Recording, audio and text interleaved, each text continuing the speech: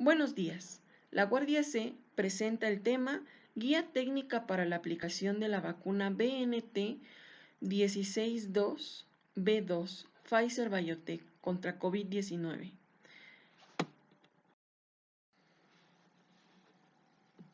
Comenzamos con la descripción de la vacuna.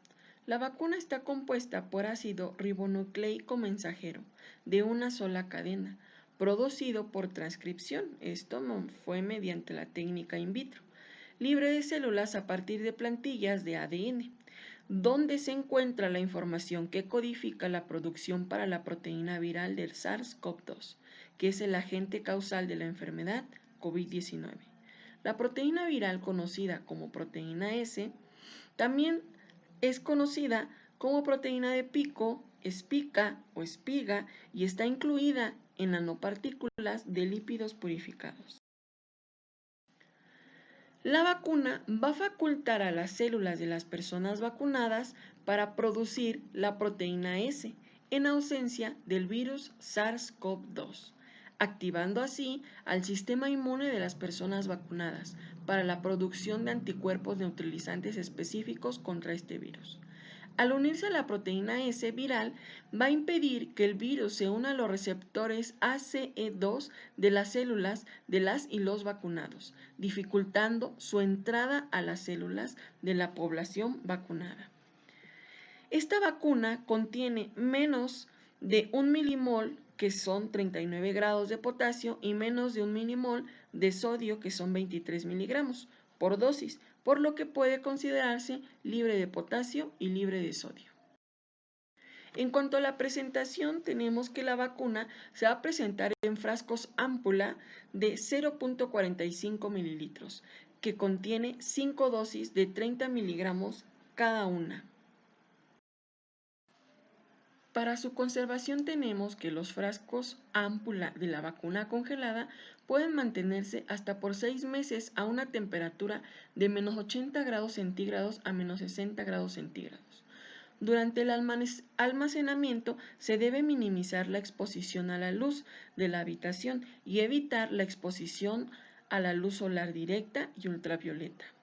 Y una vez descongelada la vacuna, sin diluirse, puede almacenarse hasta por 5 días, que son 120 horas, entre 2 y 8 grados centígrados. En cuanto a la eficacia, tenemos que en el ensayo clínico de fase 3, se encontró que se genera a los 7 días posteriores a la aplicación de la segunda dosis de la vacuna, y esta eficacia fue del 95% en los participantes sin evidencia de infección previa con SARS-CoV-2. Ahora bien, el efecto protector de la vacuna puede verse afectado por diversos factores. Algunos son el manejo no adecuado de la cadena de frío, técnicas inadecuadas de la dilución y de la aplicación. Y por último, voy a mencionar que el análisis de los resultados hasta ahora disponibles no permiten establecer la duración del efecto protector.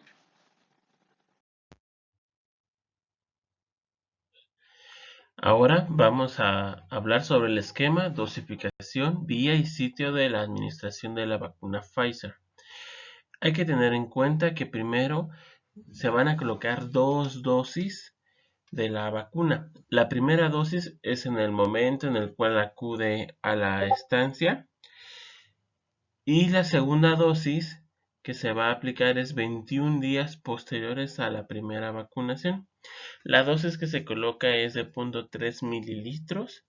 Esta se coloca a nivel intramuscular y este va a ser dentro del músculo deltoides del brazo de menor uso. Es el caso que si tenemos un paciente que sea zurdo, la vacuna es del brazo derecho y los pacientes diestros va a ir la vacuna en el brazo izquierdo.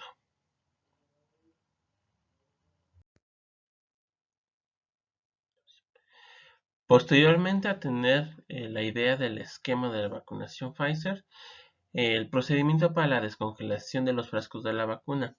La vacuna llega mediante una caja térmica. En esa caja térmica vienen 195 frascos con 925 dosis.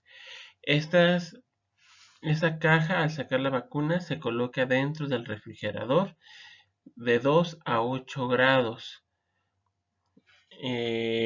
Nosotros al colocarlo al refrigerador tiene una duración de 3, hay que descongelarlo para poderlo pasar al refrigerador. A esta temperatura dura 3 horas aproximadamente la descongelación. Pero si en ese mismo momento que se va sacando de la caja térmica se va a realizar la vacunación, hay que sacar el frasco de la vacuna y ponerla a la temperatura ambiente aproximadamente a 25 grados centígrados, y la descongelación se va a llevar mediante 30 minutos. Ya descongelada la vacuna sin diluir, esta tiene una duración de 5 días si se encuentra entre 2 a 8 grados centígrados.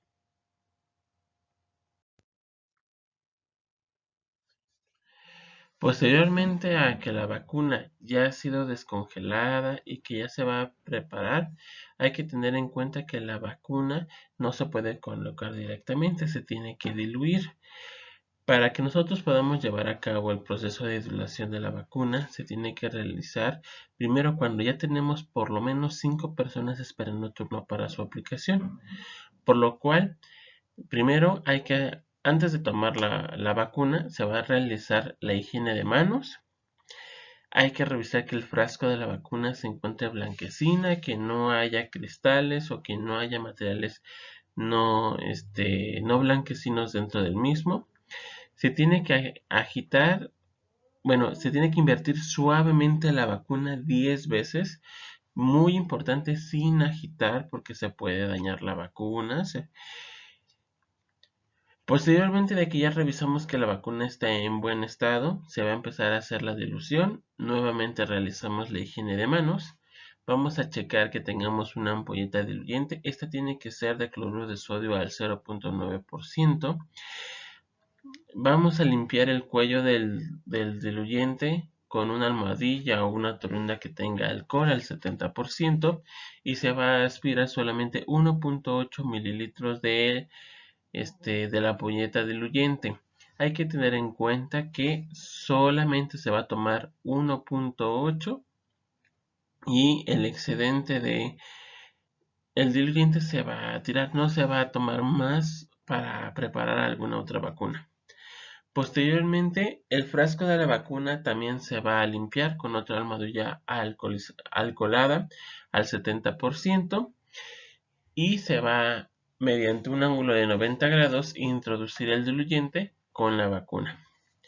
Ya que tenemos el diluyente dentro, junto con la vacuna, hay que equilibrar la presión de la ámpula.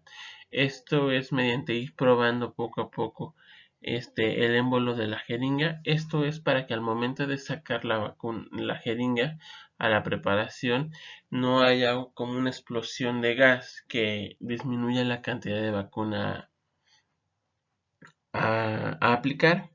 Nuevamente se va a hacer invertir suavemente el frasco durante unas 10 veces. Se va a hacer realizar el muñequeo muy lentamente, sin agitar. Eso es lo más importante, sin agitar.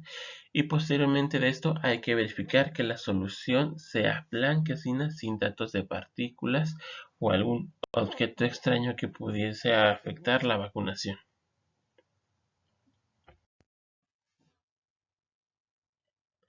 Posteriormente, al realizar la dilución de la vacuna, en el frasco se le va a colocar la fecha y la hora a la cual se realizó esta dilución, porque antes de diluir la vacuna, esta tiene una vida media de 5 días en una temperatura de 2 a 8 grados, pero posteriormente a la dilución, esta vacuna solamente tiene 6 horas de vida. Esta vacuna cuenta con 5 dosis diluidas a 0.3 mililitros cada una de ellas. Por eso es muy importante ya tener a los pacientes listos cuando se vaya a aplicar la vacuna.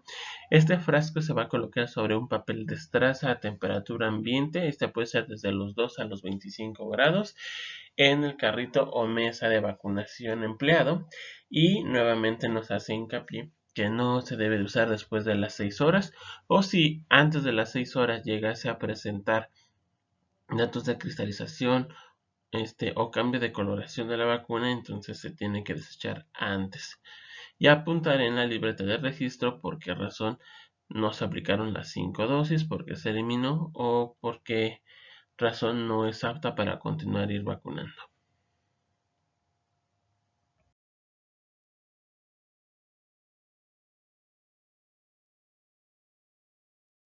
Técnica para la preparación de la vacuna.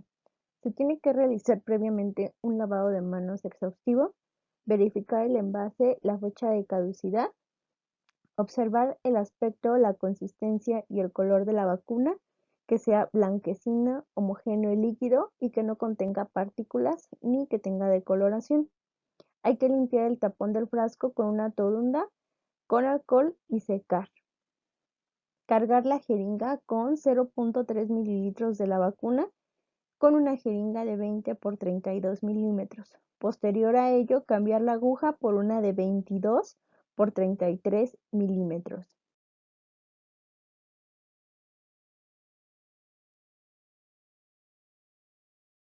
Técnica para aplicar la vacuna. Realizar una limpieza del área de aplicación con una torunda alcoholada de adentro hacia afuera o de arriba hacia abajo, sin volver a pasar por el área ya desinfectada. Dejar secar el área por 3 a 5 segundos y retirar el capuchón de la aguja. Con una mano se estira la piel con el pulgar y el índice y con la otra mano se toma la jeringa a un ángulo de 90 grados sobre el plano de la piel. Se introduce la aguja de forma intramuscular y se presiona el émbolo para que penetre la vacuna. Se fija la piel con una torunda seca cerca del sitio de punción y se retira la jeringa. Estirar la piel para perder el orificio de la aguja y presionar por 30 a 60 segundos con la torunda sin dar masaje. Al concluir el procedimiento se debe realizar nuevamente una higiene de manos.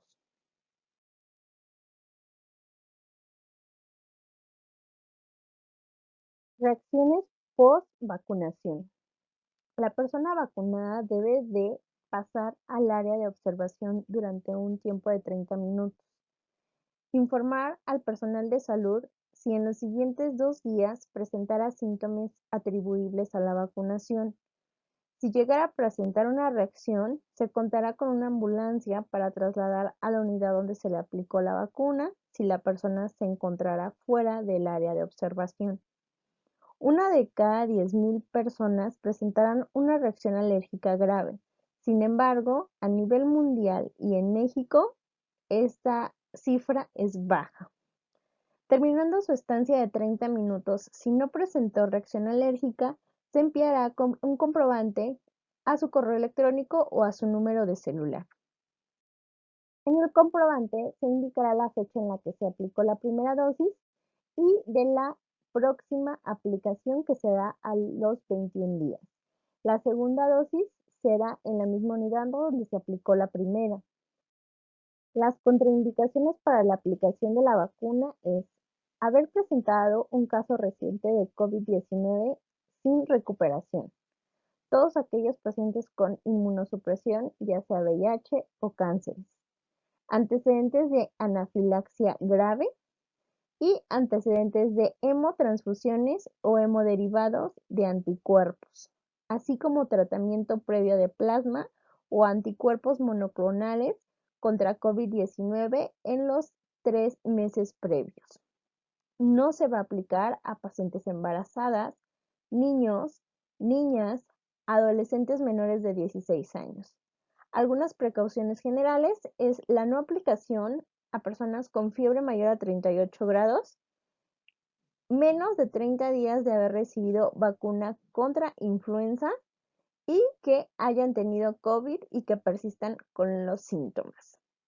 Algunos eventos atribuibles a la vacunación o a la isoinmunización son los siguientes: dolor en el sitio de inyección, fatiga, cefalea, mialgias, artralgias, fiebre en un periodo máximo de 48 horas posterior a la vacunación.